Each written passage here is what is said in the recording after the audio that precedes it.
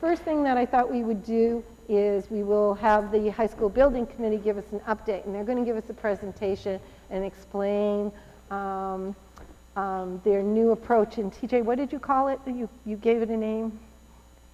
I'm sorry, Mr. Recupero. Okay. We've been calling this the road show.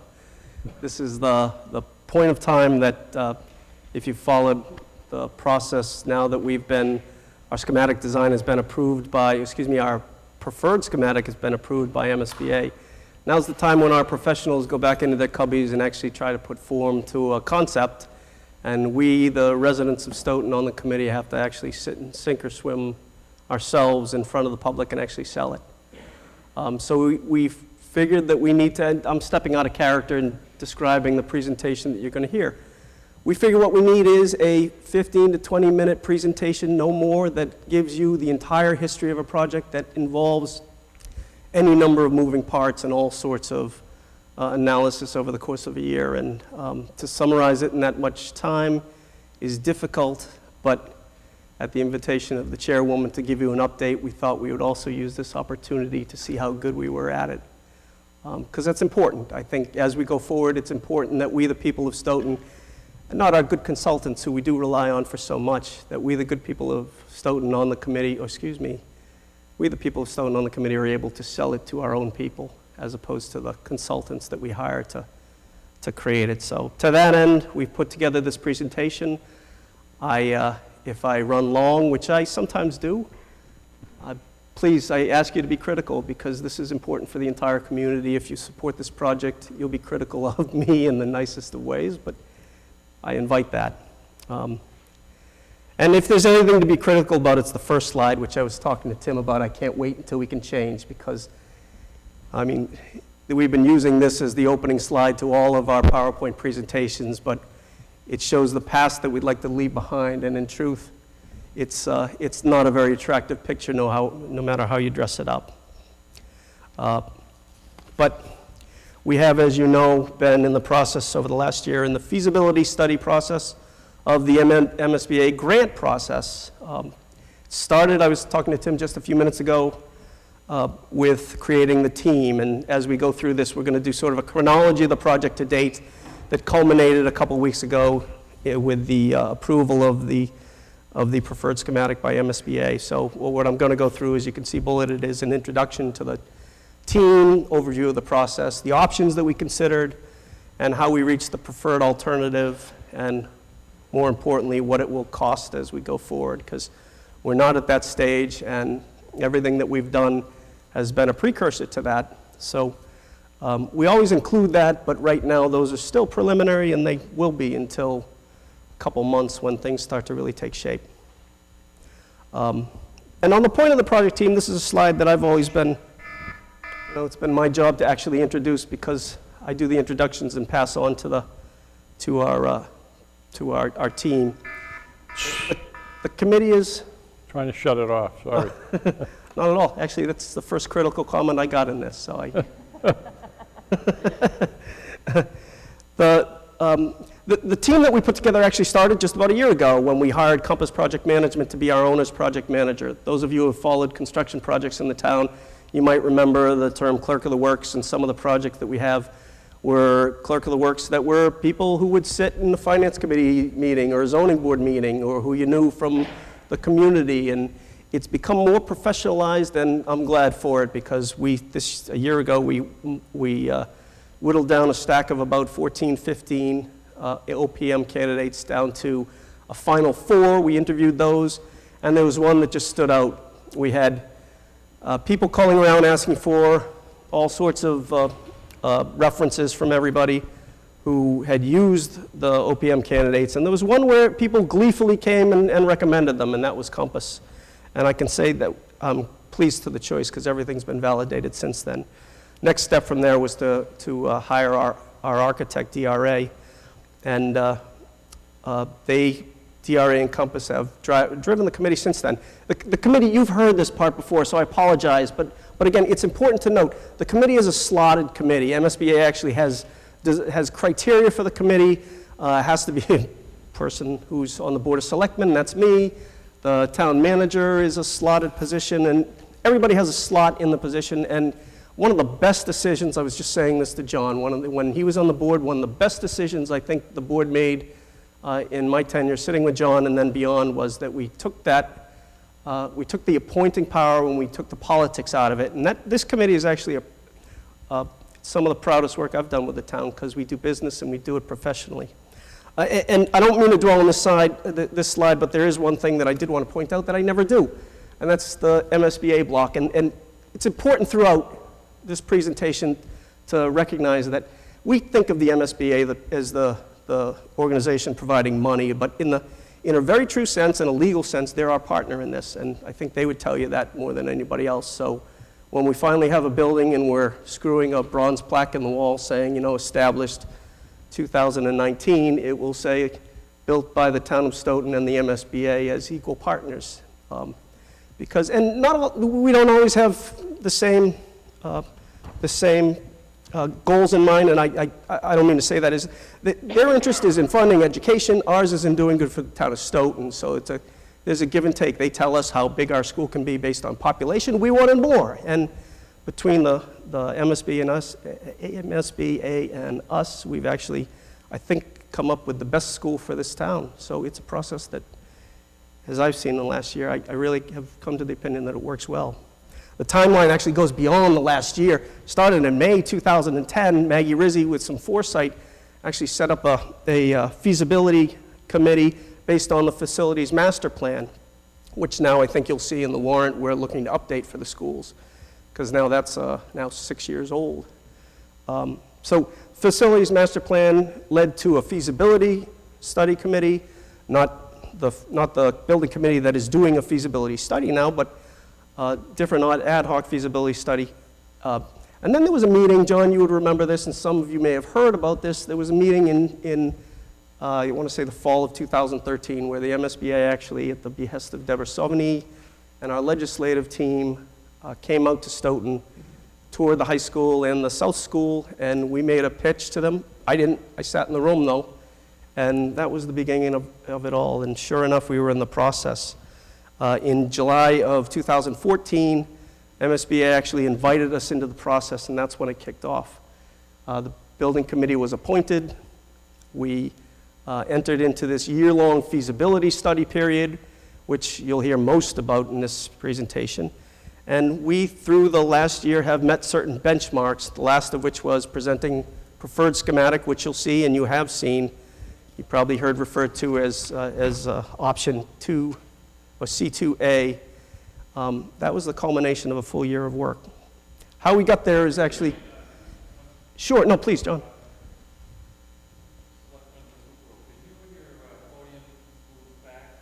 I knew I was going to be blocking you. Yeah. I don't want to block Elliot either, though, so back or forward? Okay. How's that?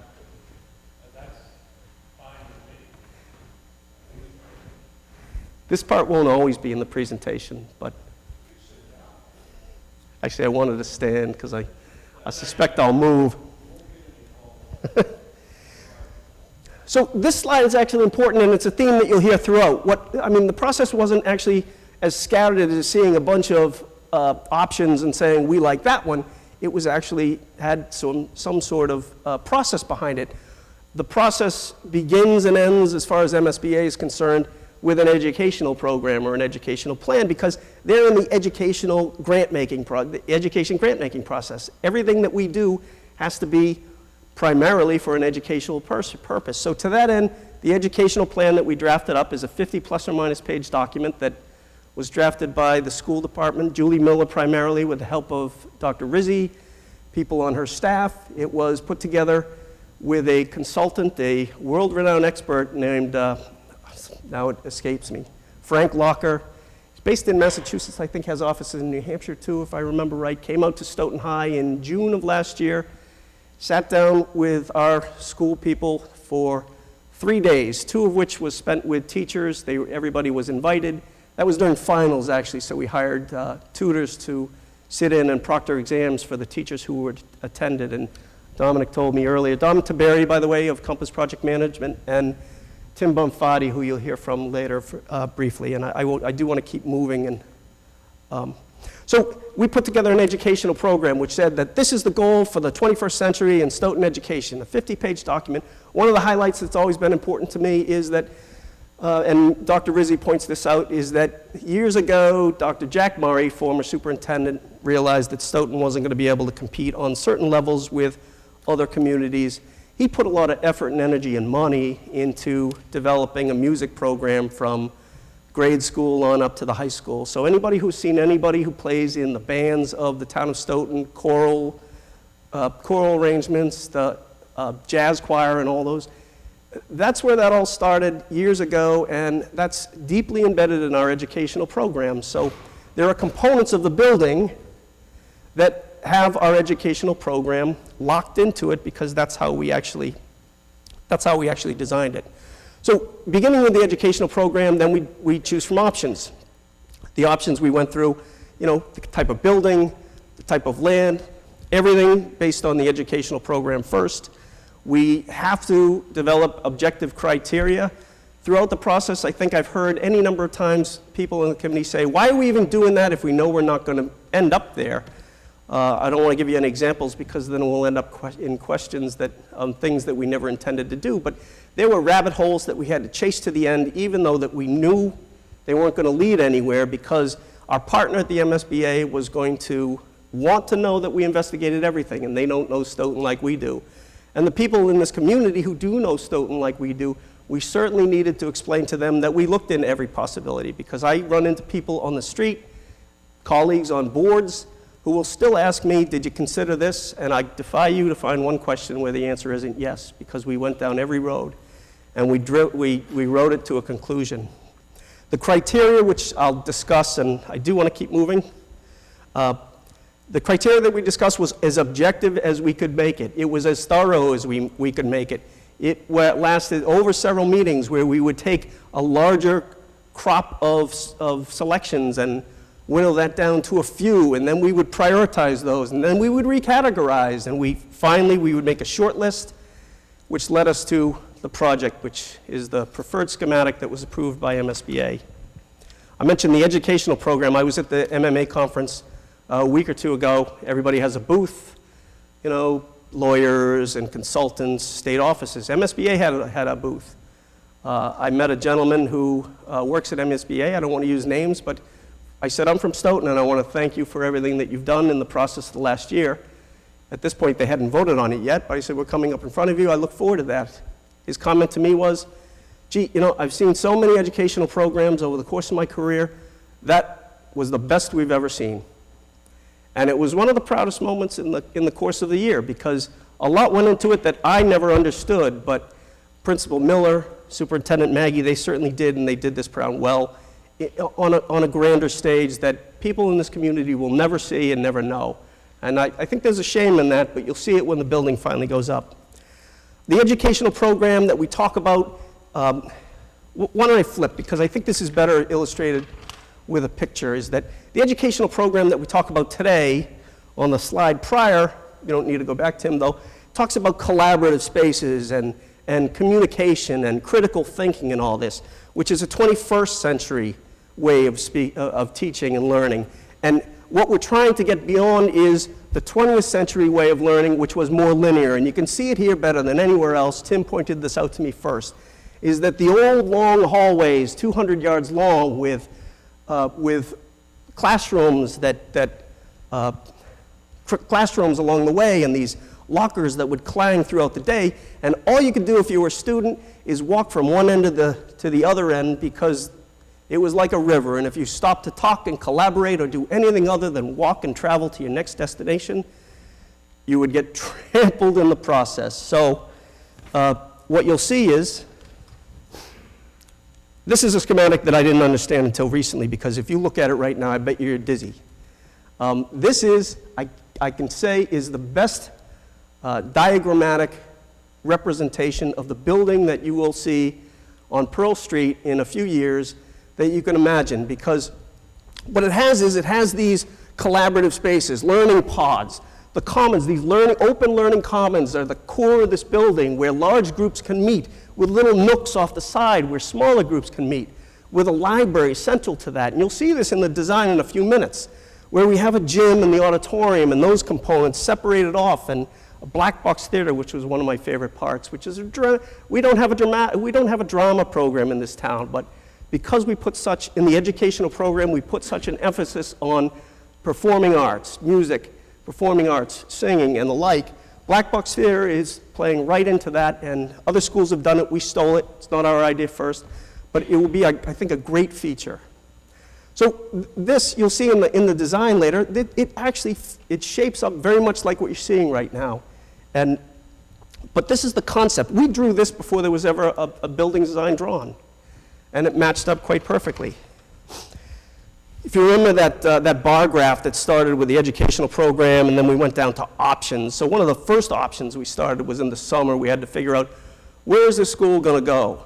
This is one of those did you consider questions that I get all the time. Did you consider this? Did you consider that? Typical high school campus needs about 30 plus or minus acres. You need room for a track, for a soccer and utility field, and all the, well, what's on high school. And actually you'll see the two buildings on the same campus compared, which will give you some more perspective. This is something for other purposes may be daunting, but we couldn't find one competitive site throughout the town that met the criteria. And we had several. We had, was it privately owned? Was it publicly owned? Did it have good utility access? Did it have good vehicle access? Or was it centrally located? Was it sort of located next to the junior high? Because we have one bus route for both schools. So it was actually important that they be somewhat located, so we didn't have to now get a new bus. We didn't increase costs by creating a new bus route. And you'll see what we did. We took every parcel, put it on a sheet. If it met the criteria, it had an open box, and if it didn't, it would get an X. And in the case of I think that's what it was, but you can see where we ended up is that the only one that came close to meeting all of the criteria that we needed was Pearl Street, where the campus is now. Not the perfect location, but, and this is also one of those questions where people will say, we knew it was going to go there in the first place. Many people did, and many people would, I would imagine. Well, I didn't, and certainly MSBA didn't, and we needed to show them that we looked at everything. So we looked at everything. If you look at the list of school parcels, you'll probably suggest to yourself, why did they look at that? Well, we looked at it because we had to. Because MSBA would ask us, did you consider everything? And I think we did. When I met with the architect and Compass project manager in the architect's office, he has this dry erase paint that he painted one whole wall of his office with. And he has this actually drawn out in it. And this is another one of those things that, those architects that think very functionally and very scientifically, it meant more to him than it did with me, but this is how the process worked. Is that first we considered the question of site. And from that question was, is it going to be, are we looking at new construction, or are we looking at old or renovation? Is it going to be something that the town owns or is privately owned? And you can see these were actually represented by real live options. We didn't list them here, but as we considered something, we ticked it off. When we got to the existing site, then the question was new construction or addition renovation. If it was addition renovation, what were the options for that? We had four. We had 4 options for new construction, and then we also considered base repair. Paint, plaster, and really just a facelift for what's existing there. But you can see we eliminated the privately owned land immediately. That's not a reimbursable cost. So that pretty much put us out, but there wasn't even a parcel that fit the criteria. In the end, you've seen the four candidates. We came up with 2 ad rental projects and 2 new construction projects, and in the end, we went with one of the new construction projects. The evaluation criteria for these options, based on any number of, you'll see these in chart form in a second, but what we did was we put these in a chart, and again, the objective process that we had to go through, and that we did go through, had those did you consider questions built into them. Did you consider cost? Did you consider how long the football field's not going to be in service? Did you consider the utility costs of a new school versus a renovated school? Did you consider what the construction impact was going to have on the existing student population? That was something that I didn't understand at all until Julie Miller explained it one day, and she said to me, she's going to lose an entire, I don't want to put words in her mouth, but this was the part that impacted me when she said it. She's going to lose an entire generation of students who will live in a school and see their new school being built, and they'll be out of the old school before they ever get to enjoy the new school. And so we talked about, that was actually a side discussion that grew off of that, is how do we involve them in the construction process in the future and things like that. Did you consider all these things? And yes, we did.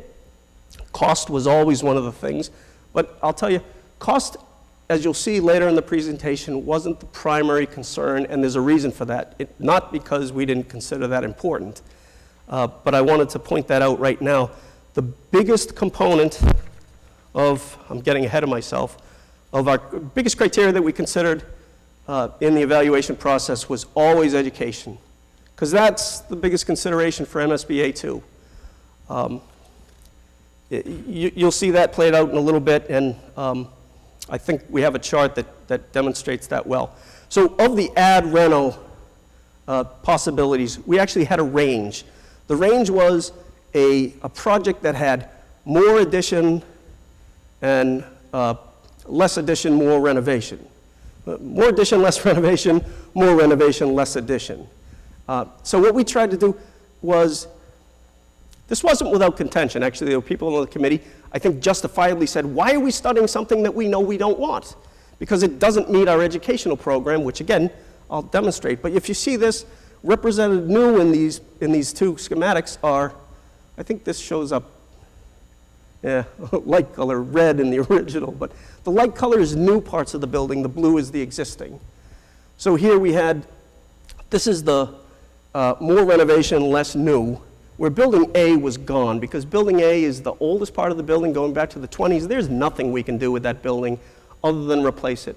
It has no historical value either, and right now it's just a drain on the educational process in that building. So that would have to go regardless. Some part of this building would have to be renovated new.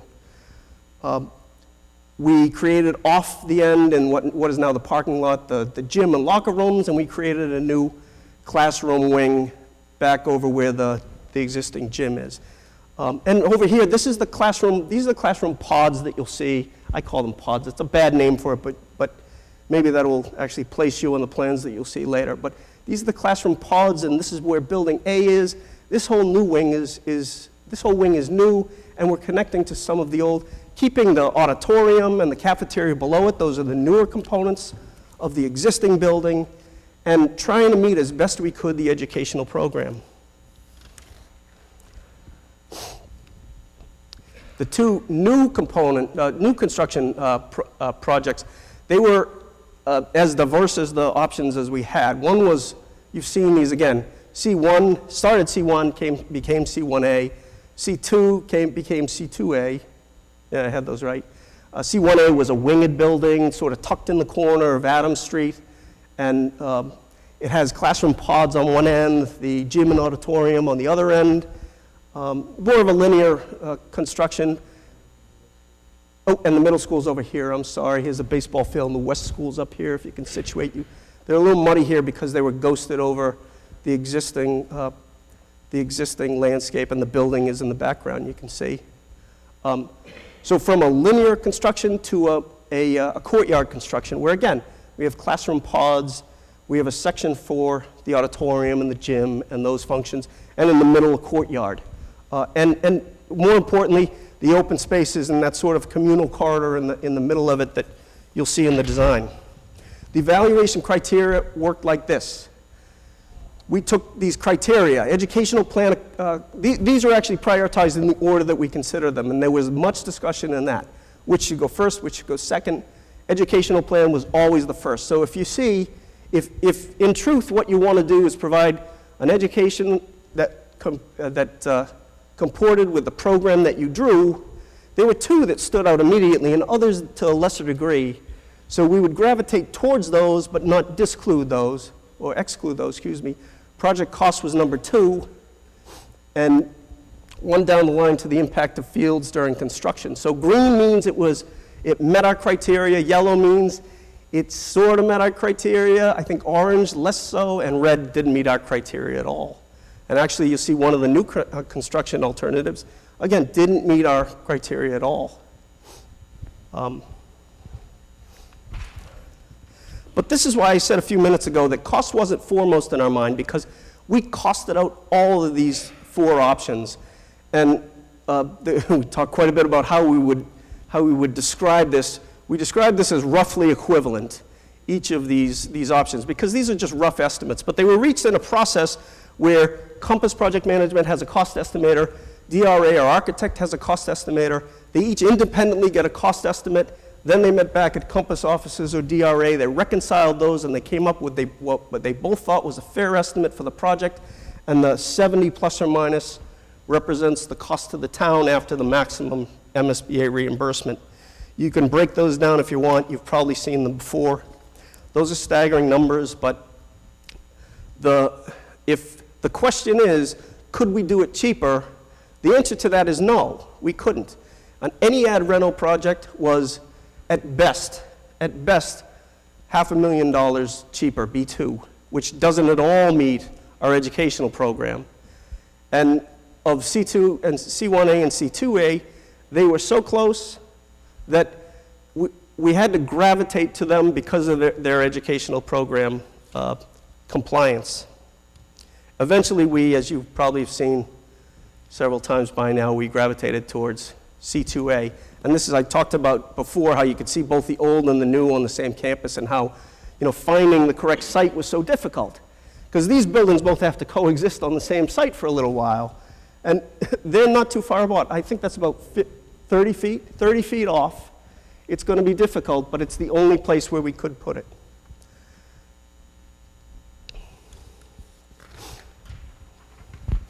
This is just a clearer picture, and this isn't it doesn't have any aesthetic features to it, except one that I will point out, but this was used mostly for modeling purposes, that you can actually get a feel for how it fits in the neighborhood and how the track and the football field fit in with the junior high. But one of the things that the architect is, and Carl Franceschi of DRA and Scott Wooden, one of the things they constantly talk about that I really, really like, from my perspective, is they're always talking about natural light. So this common areas in the middle that you'll see on the floor plan in a minute or so is, from the rooftop is, what's the word I'm looking for? It's flooded with light, this corridor of light on the roof of the building down into that common area, a 2-floor common area where down to the library and the common area outside of the cafeteria will all be bathed in natural light, and that's throughout. Actually, you can see what represents natural light entering the building at all corners. I thought that was a really good thing that Carl Franceschi and Scott always emphasize. This is the floor plan, though. And if you see yellow as not classroom or room space, if I can put it that way, this is the common areas. This is the student commons, and it's a wide open expanse that you can't really get a picture of we're going to have, I hope, representations that we can show you very soon. I've seen pictures of what it should look like. I still haven't seen them myself. I don't think anybody has, but it's a wide open area where it's supposed to encourage people to communicate, to meet, and to collaborate on things, all playing into our educational program principles. Second floor also, same thing. It's 2 floors straight up. This is where that corridor of light is from the rooftop that bathes that area. And off to the bottom, you can see the auditorium and the gym. This is the Black Box Theater.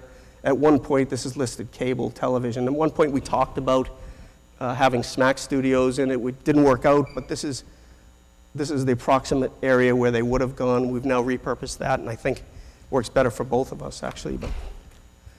And this would be the 3rd floor, where, of course, you no longer see those open areas, but what you keep seeing is these, 3 stacked pods of classrooms there, and that was even in one of the ad rental projects that you saw. So that was, I mean, again, playing into our educational program. And this is the newest plan that we have. Shows it all prettied up. This is a artificial synthetic turf field. This is a grass field right now with a track surrounding it. Certain things that we've had to, again, did you consider the high school is a med-flight area? So did you consider that med-flight has to go somewhere? Did you consider that med-flight actually has to go somewhere at night? So yes, we did. So we talked about lights there. We talked about having a field that could support it. We talked about actually having access to it. So there's this wraparound roadway here, and all of these things were, in some way, shape, or form, debated and incorporated into the project. Right here you can see is a representation of the superintendent's office, which at one point was actually in the building on the 3rd floor. But for any number of reasons and through all sorts of debate, we had to separate it because it was not the best at fitting our educational program. It was also, it presented certain logistical issues for us. So we've put that in as a placeholder. That will, if not be a superintendent's office, will be on-site storage for equipment. And I hope my time is okay, Madam Chairwoman. I'm at my last slide. Well, actually, second to last slide. Been an awful lot of talk about this. Some of you may have seen this because there were questions, and I heard people citing numbers that were incorrect and incorrectly represented. So, someone said, well, $450, is that a one-time fee? Is that a set fee? Is that this or that? The number was wrong. The assumptions were wrong, so the town manager went out and ran them. Based on an average home in Stoughton, which is, the assessors tell us, is about $307,000, so represented here is $300,000. The average taxpayer will pay approximately $372 additional for the debt exclusion that we will have for this. Now, the town manager has said that since we did these back in December, these numbers back in December, he thinks his more accurate numbers that he's working on will result in that being downgraded a little bit more. And also, this is based on a $70 million price tag, which we hope also to be downgraded more to several million dollars, hopefully shorter of that. One thing that the committee will never do, not as long as anybody who's worked on it is still involved, because we talk about it all the time, is we won't minimize $1 million here or there. Because in municipal finance, it gets too easy to say, yes, another $1 million, or yes, another $500,000. And we take those things seriously, and we have throughout, and will continue to do. But in the end, this is the right high school for Stoughton. I feel passionate about this high school, and I hope it comes through, because I've worked on this with Compass, with DRA, and the members of the committee for a year, and I look at what we've done, and it's work that we can be proud of, because the school that we have just doesn't do it for us now, and there's no way to make it do it for us now. The process that we've been engaged in has been as transparent as we can make it. We've had 4 public forums. We've been before you a couple times. I think Rick was here maybe a month or so ago. We've answered questions on Facebook. Dom answers questions all the time through an internet channel. We have a Facebook page ourselves, the school committee does. We have made every attempt to we've been on SMAC any number of times. All of our meetings are broadcast on SMAC. We've tried to be as transparent because we don't want anybody in a few months from now to stand up on town meeting floor and say to us, why didn't I hear about this?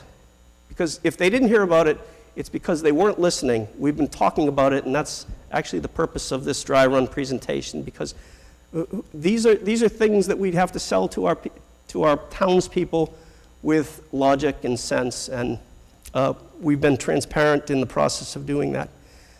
And it's because we're new to the process of building high schools. This is our first. Maybe if we do it right, we'll do another one somewhere.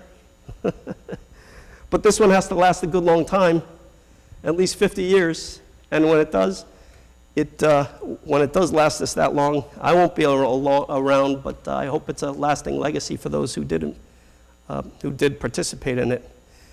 The MSBA grant is around $55 million.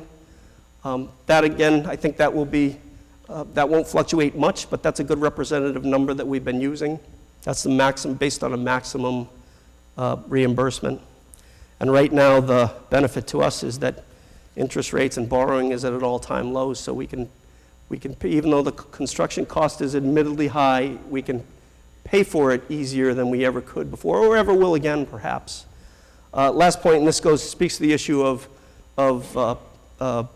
visibility and transparency is that if you haven't visited the Facebook page or the website for the high school, it has a full chronology of everything we've done, all the meetings, pictures, there's video that SMAC has taken that's linked to, there are documents on there.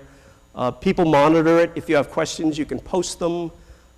We're trying to be transparent, and you'll see more people like me coming out and making a presentation perhaps much better than I have and probably much more compact than I have. But this is the process now, and it's our job to sell it to our townspeople. And again, I'm passionate about it because I've been involved in this. I think we did it right, and I can't help but be proud about that. And you know, to the extent that I've done my job right, I hope I've convinced you all this,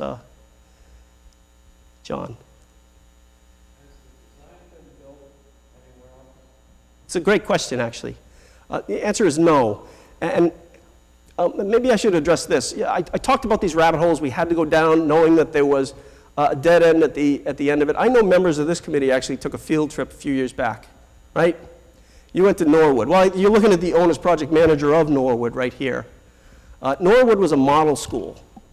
It was, as MSBA had, we really don't know I don't want to get too much into it because we really don't know the status of it, but we had to look at Stoughton as a potential model school because the cost is somewhat different.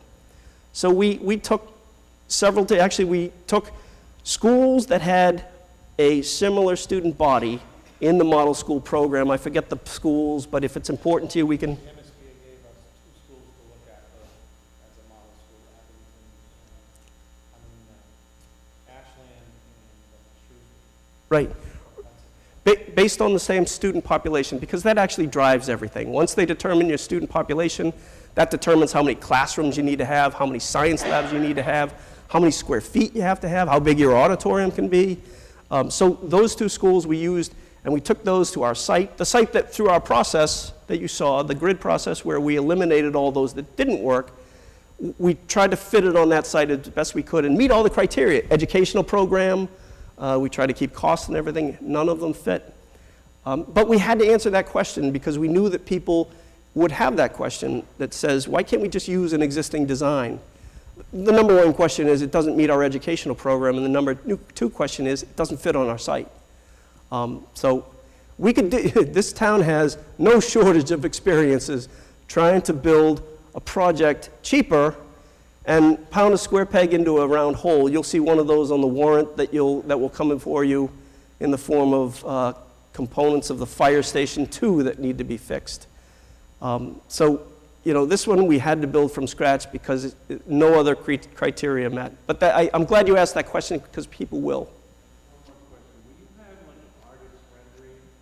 That's a great question too because when I said to Tim that I was tired of that first slide, we're hoping tomorrow, but it's going to snow tomorrow, so we probably won't get it tomorrow. We're hoping tomorrow to see that for the first time. And tomorrow we were also supposed to discuss building materials, so we might have to put that a little ways too. But I think so. I mean, these square block buildings don't really do it for me either, and frankly, I'm a little tired of them. But Elliot. Oh, actually, I'm sorry, Madam Chairman. No, go ahead. You're doing fine. Just a quick question. Times have changed drastically in this country. What kind of security That's a great question. systems and whatnot? That's a great got question. planned? If you want to get into Stoughton High School now, you won't get past the door and into the building. This actually, the security on buildings these days is even more scrutinized, but security was one of the reasons why we couldn't have the superintendent's office in there. Because for people to have one common entrance in the building, I'm not even going to bother. The front entrance of the building that faces towards Pearl Street would be the entrance for everything. Superintendent's office, high school students, or there is a back entrance too, but that would be the primary entrance, and the administration for the high school also. And it was just too difficult to have security in place. So there will be sign-in sheets. We would have had in the superintendent's office, example, we would have had to have a crop of escorts escorting people up to the 3rd floor every time we had a visit to the superintendent's office. People will sign in. There will be, actually around this town hall now, you're seeing key cards, swipe cards, that will be that will be used. The fields, I've asked whether the fields will have cameras on them, because if we're going to pay $1 million for a synthetic turf field, we want to know that someone's not going to go out there with a can of spray paint and start, adding new lines for new sports that we don't play. And as much as we all probably would like a Quidditch game, it wouldn't fit on Stoughton High's field, so we will have camera monitoring of those. Tim, did I miss anything? Because On security now, a planning consideration in all new schools. So a lot of the focus obviously is on access control, and basically the building is completely shut from after the kids get in and when they leave. But also it's a lot of it's related to lockdown, so that they can isolate an intruder somewhere pretty easily now. So there's a series of protocols which you get into, which we haven't really designed yet, but it would be part of the future following on design, where they will have an ability to basically segregate the site pretty contained. So security is a huge consideration. The MSBA has a whole forum around school security, and that continues being a big issue for all schools, really.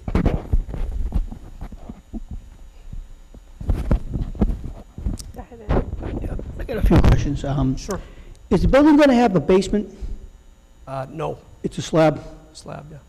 Okay. Actually, one of the problems with this building, and even moving it around the site, is you know from the high school site as you drive by it that there are dramatic changes in grade. So fitting the high school onto that site really directed us, or the grades actually directed us to where we ended up. So Okay. And that price, that's all in? That's equipment, whiteboards, computers, furniture, whatever, Right. fields, everything, right? that's right. And this is, if anybody has followed the MSBA, well, the most visible MSBA project that didn't start as an MSBA project but was Newton North, started out to be, I think it was a $140 million project, ended up to be $200 million project or what it is. And don't please kick me if I get something wrong.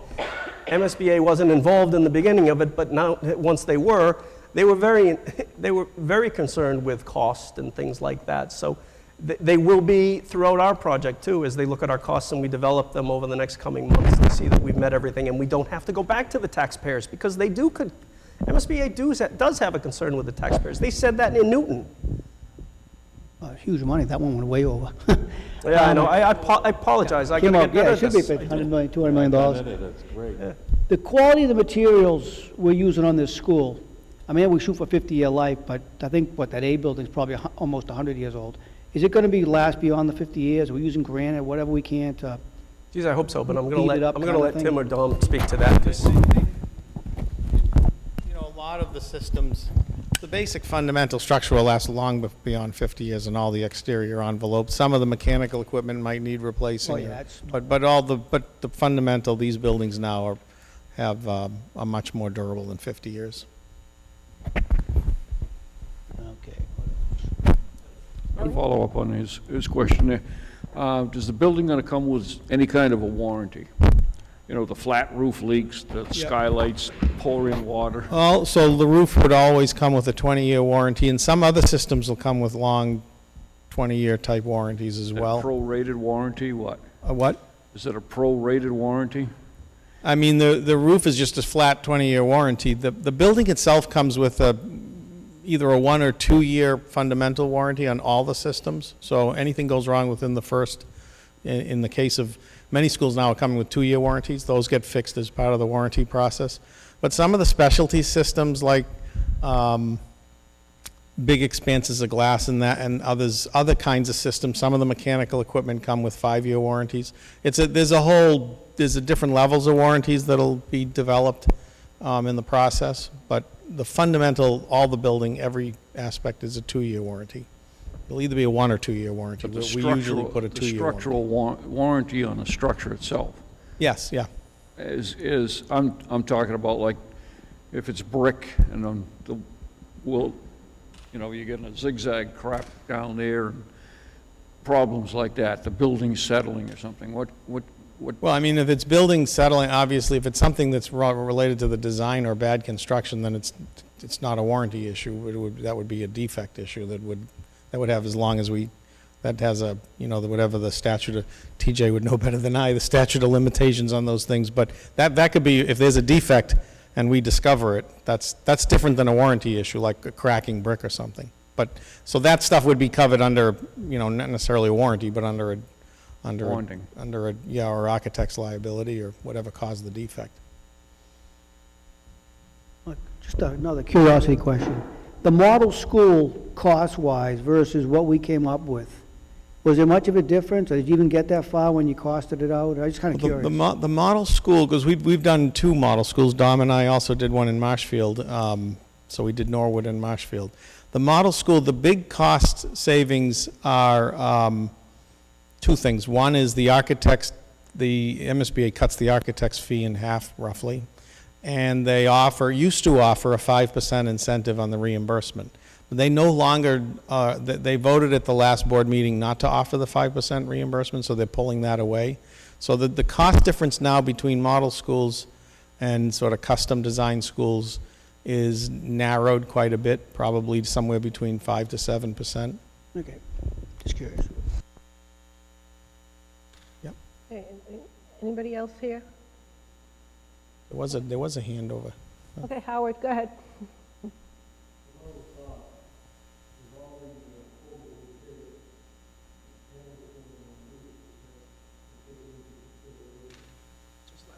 Yeah, we do, this will be a LEED Silver project, for people familiar with LEED guide, the LEED rating system for sustainability. So this will be silver rating, which is, you know, one step above the baseline rating. We are looking at PV systems. Whether that gets included depends a lot on the payback on it and how much that will be, and we're not concluded that yet. But that's something that we, as TJ mentioned, we bring up at our working group meetings. Okay, I have one question. You know that nice little common area space thing? Are you going to have like tables and chairs in there so the kids can like meet? And is it going to be available like after school so they can like study? Not that that's important. Well, but I mean, was I just think curious. the plan is for, it will be available, obviously, for the students. That common area that TJ was mentioning is sort of a broad-based area, both like served as a traditional cafeteria as well as a student lounge. Well, I think the school system would want to have the community be part of this building, so I think they're going to find ways to offer it in other ways for the community. When there are events happening in the auditorium, for instance, that's also a pre-function area Okay. and sort of reception area. It also bleeds into the library, too. I mean, all of those sort of run, Yeah, that's it. all of those are sort of interconnected so that they all function off of the auditorium, the cafeteria, the library, and actually the classrooms to a lesser degree, but they all function off of that common area, but that's the central meeting place, and that's my favorite part of the building. Okay, anybody else? Okay. I also, Madam Chairwoman, I just want to take this for a second. One of the other, and I hope we're very quick, because I did run long, and I apologize, and if you'd rather not, I understand, but one of the things that I asked Tim and Dom to come here for is to do a brief presentation on a vote that the building committee took to do this project, or actually asked the Inspector General's office to do this project as a construction management at risk project, which is, as Tim will talk about, if at your pleasure, Madam Chairwoman, but is one of the ways that we cap costs. And actually, for a project of this stripe, I think it's the way to go, and I think this committee would be interested in that presentation, but I know I ran long. So. Yeah, you ran a little long. That's if- okay. What is it, like 10 minutes? Less than that if we... Less than 10 minutes, okay, yeah, our agenda's kind of light, so we can do it. I think that my committee would like it too, yeah. So as TJ mentioned, the construction management risk is an available delivery system for towns for the last 10 years. It wasn't available prior to that, and a lot of the school and building projects that have been very problematic in a lot of communities were built under a traditional design bid build, where you finish the design, you have bid it out to the lowest contractor, and then they build whatever's shown on the plans. CM at risk, essentially it involves bringing on a professional construction management at risk firm, which also acts as the contractor. They are the general contractor. But you bring them on in the design phase, so they begin to have, so they have accountability for some of the decisions that we make in the design phase as a project team. Because you can start the project before the design is completed, you can get a jump start on some early trade packages, they're called. It's a qualification-based selection, so it is based, although there is a price component, it is more fundamentally based on the qualifications of the firm proposing on the project. And it's an open book accounting, so the way it works is that the town and its agents, us and others in the town, have the ability to look at all the costs that the project has, and the construction manager gives you a guaranteed maximum price, so it will not exceed the price, which would be consistent with the numbers you've seen here. But if there's a big savings, the town would get the benefit of that savings. It doesn't become a windfall for the contractor. I was asked just to talk about sort of reasons for cost overruns, and I put together this little table. These are kind of quickly the sort of sources of where you get cost overruns on construction, major capital projects. Scope creep, so either during design or even during construction, people start to add on scope to the project and more than what you price in this phase, in the early phase like we're in. Bidding climate and inflation, obviously if you're in a very inflationary mood or you don't have good competition, that can impact price. Design mistakes, we talked earlier about design errors. I mean, that's every project, every architect is human and they will make mistakes, but the goal is to minimize those mistakes.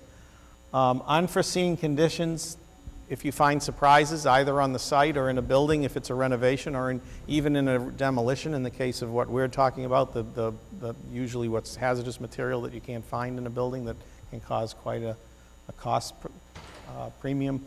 And then obviously you can have cost overruns with an unqualified general contractor. So what happens with scope creep and what we do to prevent any scope creep is that obviously the scope creep is in the hands of the owner to make sure that it's prevented. So once we set the program, which we will set officially prior to town meeting, we will set it in April. That'll be when the line ends. That's when all those meetings that you heard about in collaboration with teachers and the administration kind of to get all their feedback and input ends about at that point. The rest is designing what we know is to be the project. The MSBA doesn't allow any increases beyond that, for one thing, and obviously we as your agents pretty much vigilantly kind of monitor that process. Comprehensive design page turn. So what we do is we want to make sure that everybody understands while they have their chance to impact the design that they are get that chance. So we do a lot of page turns with not just school people, both the department heads and the principal and administration, but also town permitting people and the fire department and police to make sure that their input is in it so that we don't have surprises come later on from them saying, well, there's something that they didn't see.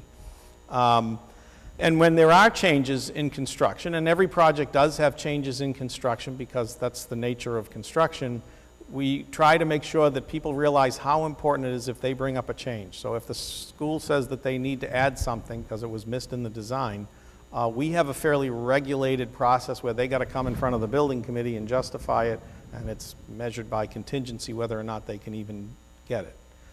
You know, inflation in the building climate, we include escalation contingencies. We have a pretty good idea of certainly where the markets are now.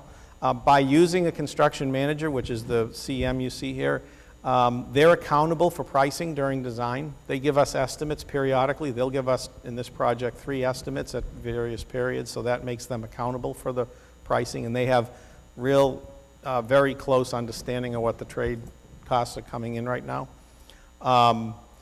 They also work with us on value engineering. So there are moments during the design phase when we come back and say we're tracking over budget. We've got to go in and find the right, most cost-effective way to do something. Not the cheapest way, not to reduce the quality, but the most cost-effective way.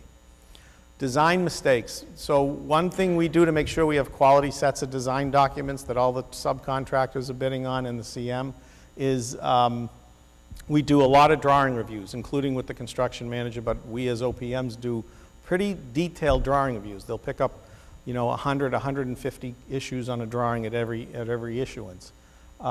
We have peer reviews on the mechanical and electrical systems that we use, and the exterior envelope, to the point about what happens with the exterior facade.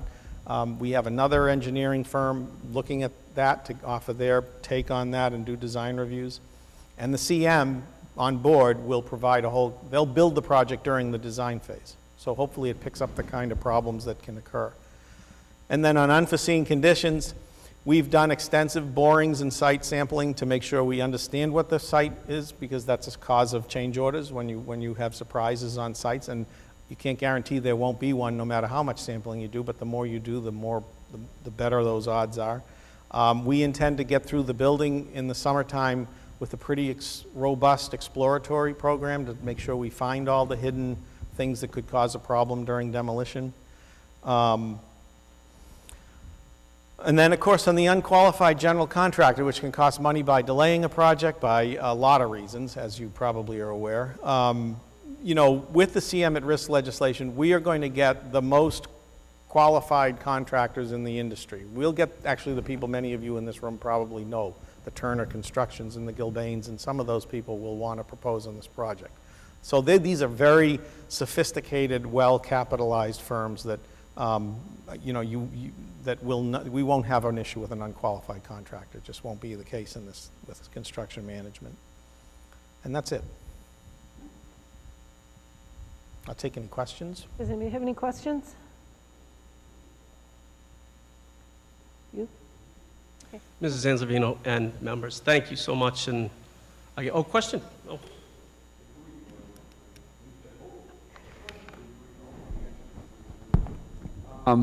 You said it's going to be Leeds silver. What would take it to get up to the gold or platinum? Well, Next step up. gold. Every project's different, but to get to gold, Marshfield is a LEED Gold project, and the premium when we calculate, we may still look at that. The premium in that case was in the low hundreds of thousands of dollars. It wasn't that significant. Sometimes you can't get to gold. If you're familiar with the LEED checklist, some of it is prerequisites, and you just, because of the site or because of some reason, can't get the prerequisite. So we're going to look at LEED, whether we can get to LEED Gold without a big premium. LEED Silver you build basically within, first of all, it gets us 2 points of reimbursement. And that's the other point about CM at risk. That gets us 1 extra point of reimbursement. LEED Silver gets us 2 points of reimbursement, and you don't really pay much of a premium over sort of a traditional construction project. But we will look at LEED Gold. We should look at LEED Gold, and we've talked about that. Thank you very much. Good question. I What think our is- committee appreciated it. Oh, wait a minute, Ed had another question. What's our reimbursement percentage right now, like 52, 3, 4? So the reimbursement now, the base rate is 51%, and then you get incentives, as I mentioned, for some things. If you But meet those but other it's ones. important to realize, because people get confused about this, Yeah. and they do the math, and they say, why is the math not It's working out? reimbursable cost, it's not Yeah, all cost. it's Yeah, I the understand. cost the MSBA allow you to be reimbursed. A lot of costs in a building construction program are not reimbursable. Okay, well, thank you for coming in, we Thank you. appreciate it. Thank you very much.